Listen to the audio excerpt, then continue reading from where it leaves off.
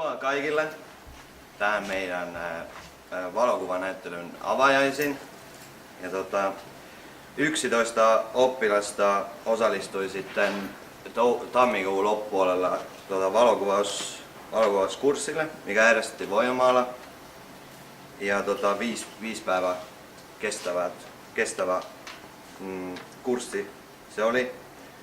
Ja siinä sitten opittiin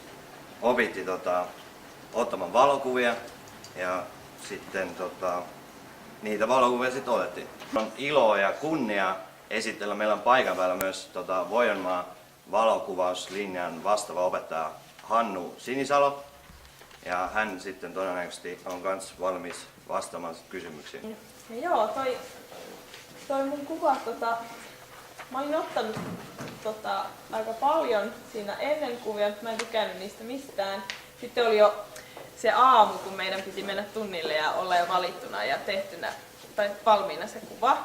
Että mikä nyt on sitten se, mikä tulee tänne näyttelyyn, niin mä en ollut tyytyväinen niihin aiempiin kuviin. Ei siis ollut periaatteessa sitä kuvaa vielä. Ja sitten mä aamulla kattelin vähän sillä, että no mitäs nyt, että joudunko mä nyt ottaa väkisin näistä vaan jonkun. Sitten mä en tykkää yhtään. Mutta sitten mä koitin vielä vähän siinä pihalla kuvailla jotain ja sitten mä nappasin tommosen kuvan. Siinä on uista yksinkertaisesti. Joo. Sitten mä halusin hakea siihen vähän tällaista niinku synkempää meininkiä tai tällaista harmaata. Se oli eka ihan semmoinen sininen. Mä en ihan tykännyt siitä, niin vähän muokkailin sitä.